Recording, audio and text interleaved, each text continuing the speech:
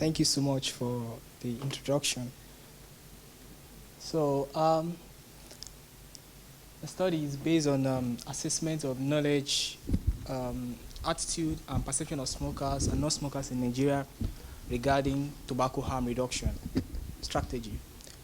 And for this, we focus basically on the use of e-cigarettes.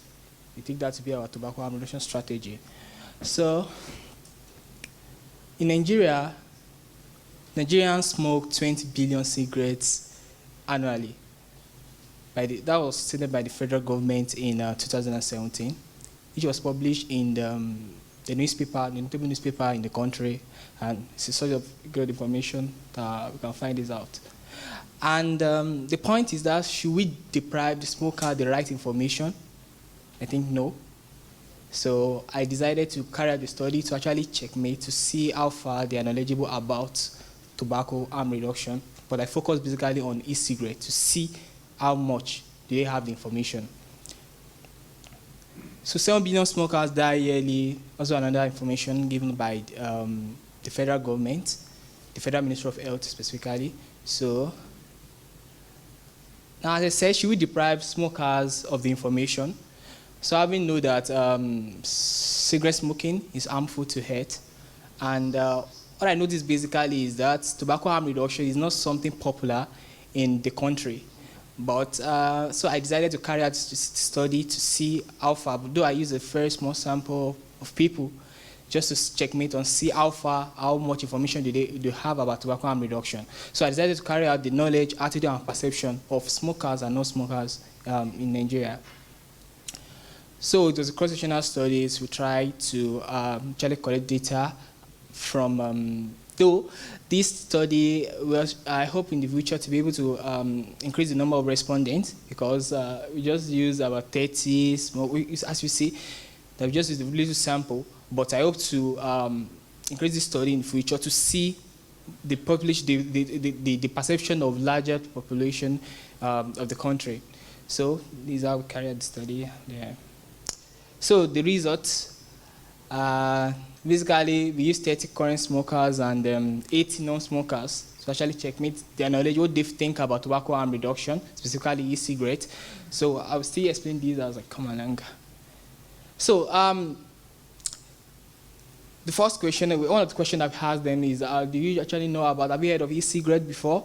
Only out of the smokers, we just have about 10%, which is just 3 out of 30 that have even heard of tobacco harm reduction, e-cigarette before.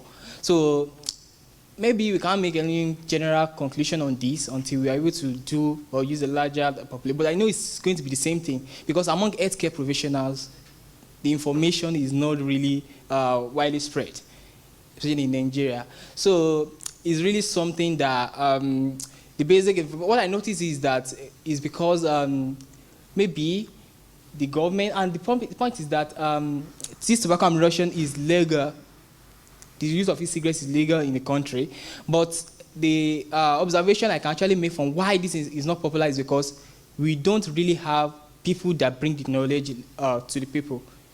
The government really don't make any effort to actually do that. And I think as an individual or healthcare professional, we need to look for the knowledge and be able to weigh what are the levels of things that we can bring into people. So what I noticed at the end, this is that, okay, I'll still come with that. So out of the non-smokers, we need to just say 4 persons out of 80 that have heard of e-cigarettes before. So it's really something amazing. And I myself, I come to notice what e-cigarettes is all about is when I was, that was in 2018, that was last year. I really have not heard of the word e-cigarette before, so then I started to read about it to find more information about e-cigarettes. And I see a lot of reviews about people that have actually used e-cigarette vaping to actually quit smoking. I was wowed at why is this information being made in such a way that is really aiding to people. So I further and I find a lot of information about what e-cigarette is all about, and I'm really convinced that it's really okay. But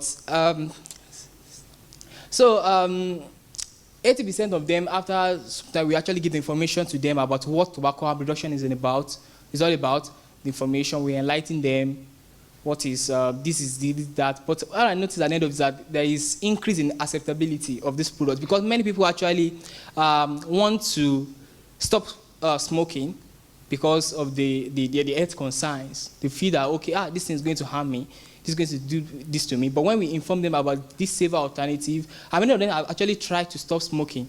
They've tried in the past, but they are unable to. But they don't have any other means to stop smoking other than either quit or die. So many people don't want to stop smoking because they don't have that information of anything other thing that they can use. So generally, as I said, since most of them are not even aware of what tobacco harm reduction is all about, the use of e-cigarette is all about. So all I know, virtually all of them, that is all the rest, but they actually believe that it is very poor. The information is not something that some are not even heard of the word e-cigarette before at all. Anyway, it's only few of them that are heard of, but general information that I get from them is that the awareness level and the way we actually share the information in the country is very poor. So e-cigarette is legal in the country. That can be found in the GSTH report. It's actually legal in the country, but the knowledge level is still very low about that. Imagine only 20% of the smokers, actually that is 6, actually know that the use of e-cigarette is legal in the country. And it actually is. It is. So, as I said earlier, the smokers' major reason of desire to quit is the health concerns, and 80% desire safer alternatives. They think that if this thing is available to them, they will actually accept it. But I think we can't actually make the general conclusion now until we're able to do larger studies to see how much people that will be interested. Misconception: nicotine can cause cancer. This actually, some of them actually tackle me with this, and can nicotine really cause cancer? They've heard of that, but I think it's a misconception because I'm able to see a lot of sources that actually explain that if there is no genetic predisposition, I'm able to explain that to them, that if there is no genetic predisposition to cancer, there's not really, because many people have vaping has been done by many people for 30 years, because I saw trend on Twitter when a man said I've been using a vaping device for like 30 years, 40 years. I saw the review and I was really interested that, okay, this is great. So I shared all the information with them and they were really amazed. So, but the misconception about nicotine causing cancer is really very high in the country among the study participants. So have you seen vaping device before? Non-smokers, many of them actually saying, about 5 of them say yes to that they've seen before. Out of non-smokers, out of 80, only 6 are able to identify that they've seen vaping device before. And for the smoker, it's just only 1 person that are able to say, I've seen this before. But I think we can't make a general conclusion, as I said earlier, until we're able to do large-scale study to be able to find out the truth about this. But generally, in my own opinion, it is the knowledge level and the way information is being shared about e-cigarette and tobacco harm reduction in the country is very poor. So, as I said, the awareness and the knowledge level regarding tobacco harm reduction is low in the country. The acceptability and curiosity about tobacco harm reduction were noted, because if they have the information, if we share the information with them, they are really curious to actually check it out and use it. But so the misconception about tobacco was high. Availability of e-cigarettes was considered low in the Nigerian market. I think that's one of the reasons why the acceptability is low. Because in Nigerian markets, before you can actually find this, you are going to really go to maybe top-notch supermarkets or to actually get it. It's not something that is accessible to even other smokers. So enlightenment of smokers increase interest and acceptability. So when I give the information about tobacco harm reduction, many of them are curious, and I notice they're going to accept the use of these products. So the smokers' major reason for deciding to quit was health concern, as I said, but many of them have tried, but they are unable to. So in Nigeria, the stance of quit or die is still there because there is no availability of this product to them or accessibility, we use that. So non-smokers perceive tobacco harm reduction to be acceptable and eco-friendly because they believe that, okay, when you don't have smoke, when you don't have these, when smoke will not be released to the environment, then that means that it's eco-friendly to them. That's one of the things I noted in what they say.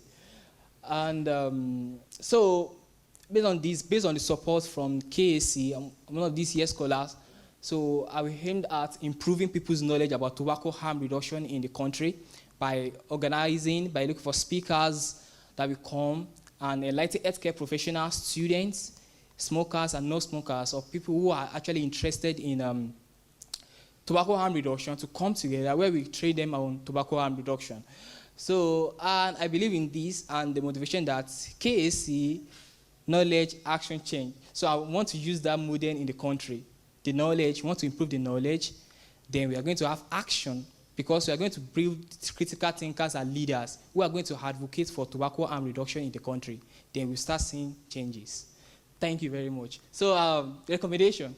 So we suggest further study to cover more smokers and non-smokers, which will ensure effective policy making in the country. And we also can also have consumer advocates, organizations that can actually come together in the country. So we recommend that government should achieve their responsibility by creating policies and regulations and legislations that enable smokers to have access to information and services about products that can reduce the harm caused from smoking.